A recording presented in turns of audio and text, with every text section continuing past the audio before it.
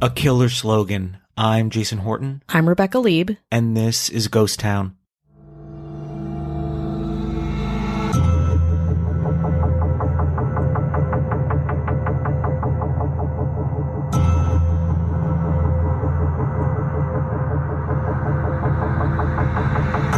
It was 1988, and Dan Whedon, executive and co-founder of the Whedon and Kennedy Advertising Agency in Portland, Oregon, was pitching to Nike. The meeting was late, running long, and Whedon was under pressure, looking down the barrel of some very stressed-out Nike executives. Bear in mind, Nike at the time wasn't the sportswear powerhouse of today. No. In 1988, Nike was struggling, and it was almost single-handedly up to Whedon to freshen up Nike's whole look, its whole identity, to ensure it and his advertising agency's future. Nike, a pioneer of advertising as a whole, wanted something simple from Whedon and Kennedy, something timeless, something tough. Suddenly, Whedon had an idea. Just do it. Widely heard of now, the revolutionary Nike ad campaign wasn't just inspired by a serial killer, but it was nearly the exact words of one when facing his imminent death. Today in Ghost Town, we're talking about the disturbing origin of Nike's Just Do It ad campaign. On January 25th, 1964, Phil Knight, University of Oregon track star, and his coach, Bill Bowerman, founded Blue Ribbon Sports, a company run out of Knight's car. The company's revenue came from distributing the Japanese shoe brand Onitsuka Tiger to athletes around Eugene, Oregon. Knight would roll up, sell Onitsuka Tigers at track meets, and make a little extra cash while he prepped for his own competitions. In its first year of business, Blue Ribbon Sports sold 1,300 pairs of Japanese running shoes, totaling around $8,000 worth of profit. Then Bowerman took a leap of faith and made and designed his protege and colleague Phil Knight a pair of shoes himself. Though, according to Otis Davis, another one of Bowerman's University of Oregon runners, Bowerman made his first pair of shoes for him, shoes that might have helped take him to his gold medal in the 1960 Summer Olympics. But whoever got them first, Bowerman's first try at shoes were rough. They kind of look like a men's ballet flat, put together with blue material, gray rubber, and allegedly fused with his wife's waffle iron. According to Davis, quote, Bill Bowerman made the first pair of shoes for me. People don't believe me. In fact, I didn't like the way they felt on my feet. There was no support and they were too tight. But I saw Bowerman made them from a waffle iron, and they were mine. In 1966, Blue Ribbon Sports was doing pretty well and opened its first retail store at 3107 Pico Boulevard in Santa Monica, California. In 1967, the company expanded to Massachusetts, and in 1971, Bowerman continued in the fine tradition of using a waffle iron to make footwear, creating a new track shoe that would be aerodynamic, gripping, and lightweight. The new shoe was created in 1972 and called the Moon Shoe because the waffle-like tread, are you sensing a theme here, resembled footprints left by astronauts on the moon. With more refinement, the shoe evolved into the waffle trainer, which in the early 70s led to the exponential growth of Blue Ribbon Sports. People loved the shoes so much that Blue Ribbon Sports called off their partnership with Onitsuka Tiger and rebranded as Nike, bearing a new logo, a clean, elongated checkmark, the signature swoosh, of course, which was unveiled on June 18, 1971. From the beginning, Nike loved an avant-garde advertising campaign. In 1976, the company hired Seattle-based John Brown and Partners to create their first ad, called There Is No Finish Line, which revolutionarily didn't feature one Nike product, nearly unheard of for corporations at the time. By 1980, Nike had a staggering 50% share in the U.S. athletic shoe market and hired Whedon and Kennedy as its ad agency to keep the party going. But Nike's popularity, as monolithic a brand as it was facing problems in the early to mid-1980s. Its biggest competitor, Reebok, had overtaken Nike as a more modern, cooler, fitness-focused sports retailer. Mick Jagger had worn Reebok Freestyles in his Dancing in the Street music video with David Bowie.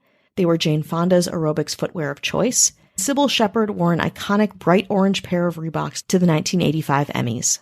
At that point, Reebok was the king of the athletics brand, and in 1989 was still raking in more cash than Nike annually, with $1.82 billion in sales compared to Nike's $1.71, still pretty good, billion.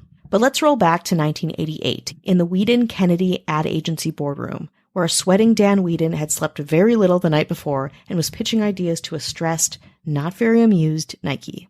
In this critical, high-pressure moment, Whedon summoned his final line, inspired by a fellow Portland native by the name of Gary Gilmore. Who is Gary Gilmore, you might ask? Gary Gilmore was a murderer. a double murderer to be exact.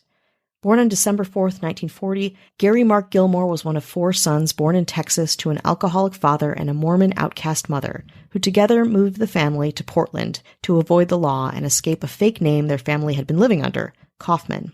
As an adolescent, Gary had good grades and allegedly an IQ test score of 133, but dropped out of the 9th grade and began engaging in petty crimes. In the early 60s, Gilmore was in and out of jail, getting drunk and into more and more trouble. In 1964, he faced assault and armed robbery charges, and while incarcerated, Gilmore was formally diagnosed with antisocial personality disorder with intermittent psychotic decompensation.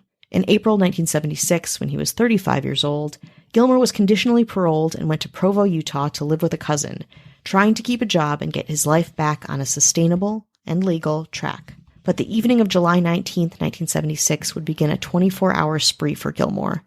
That night, he robbed and murdered a gas station employee in Orem, Utah, named Max Jensen.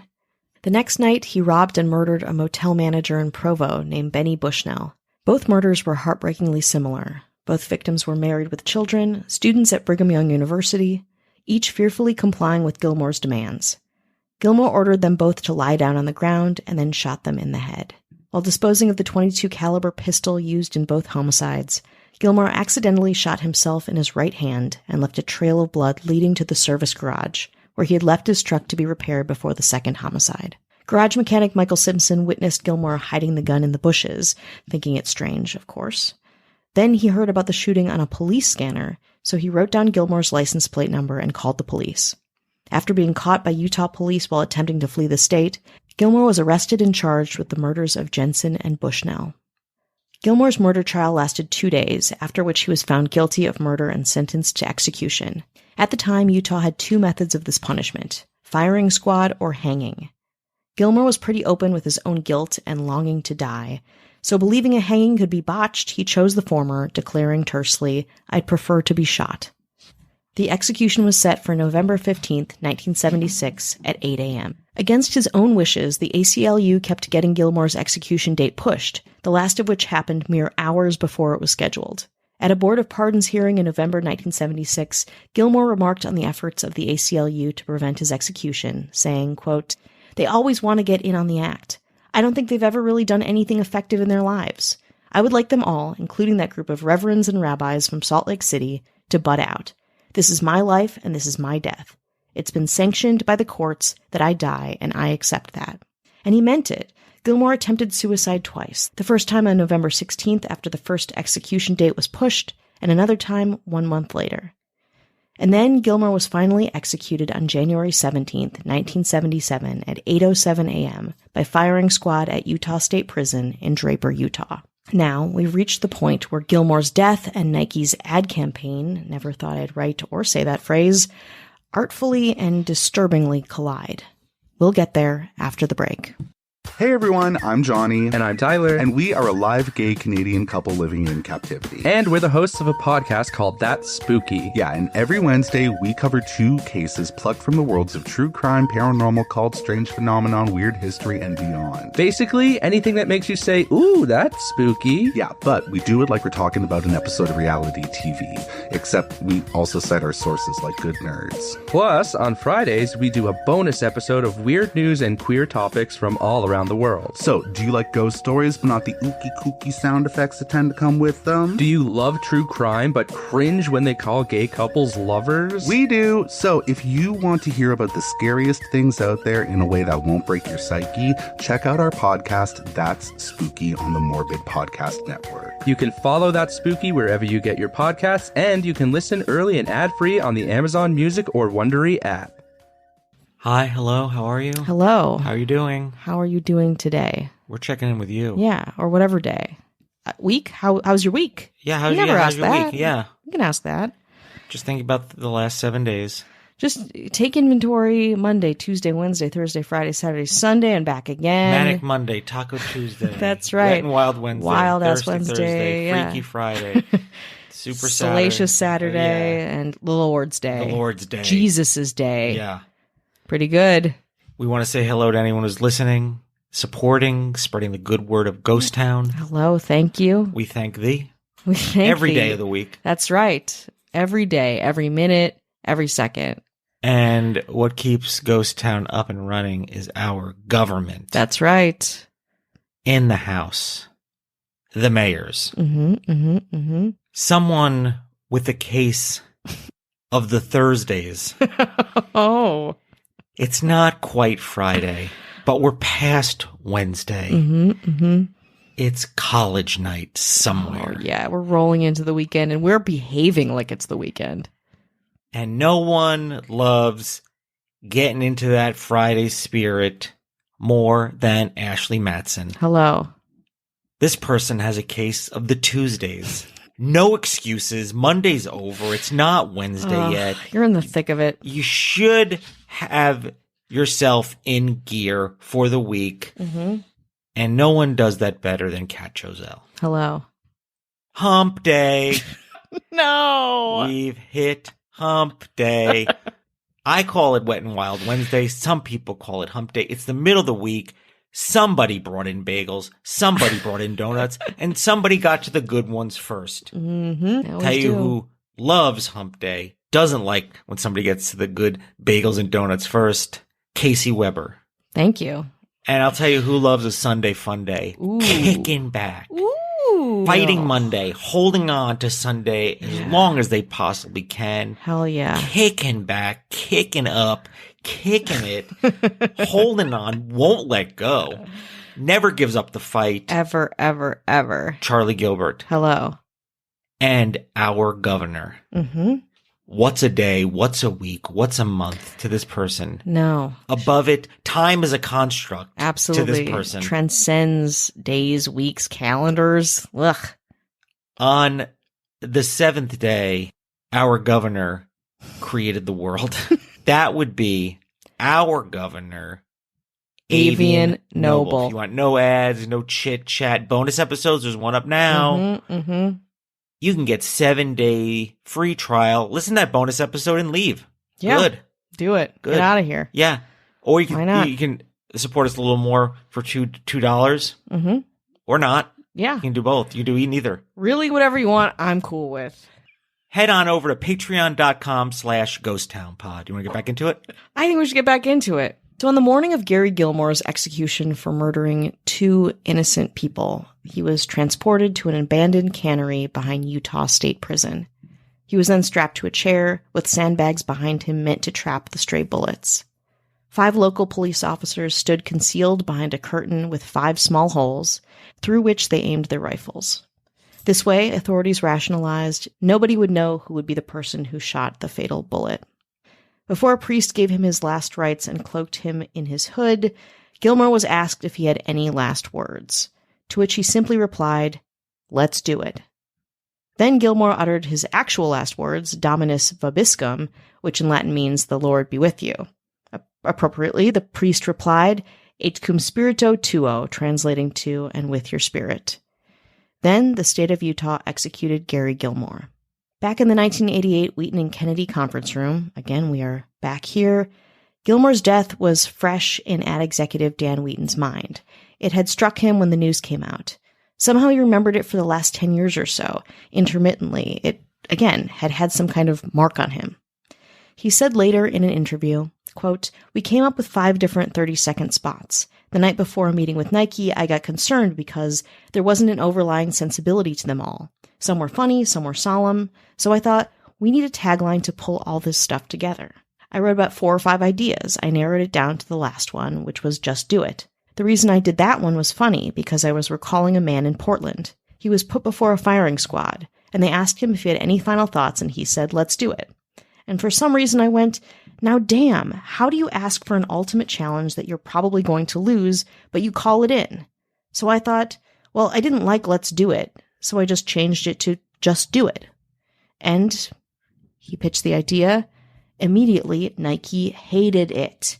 Tasteless, tone-deaf, short, vague, but Whedon believed in it wholeheartedly for some reason. Quote, "I went to Nike, and Nike co-founder Phil Knight said to me, 'We don't need that shit.'" Whedon said in a 2015 interview with Denzine in Architecture and Design magazine. Quote, "I said, just trust me on this one. So they trusted me. and it went big pretty quickly. One of the first ads in 1988 that Just Do It would appear in featured Walt Stack, an 80-year-old marathon runner in San Francisco. Quote, "Creatives in the agency all questioned if we really needed it," said Whedon. "Nike questioned it. I said, look, I think we do. I believe we have too many disparate commercials that don't add up to anything without a tagline. I'm not married to the thing. We can drop it the next round." A lot of shrugged shoulders at that point, but they let it ride. And then as the ad spread, Just Do It actually did take off. It was kind of the inclination that Whedon had. Quote, "The general public surprised us all. Immediately, Nike started getting letters, phone calls, and so did Whedon and Kennedy. Nick DiPaola, an NBA feature writer at ESPN, said that it wasn't just an incredible slogan, but Nike had at the time also struck gold with its own products. Both factors truly solidified the brand as a worldwide phenomenon."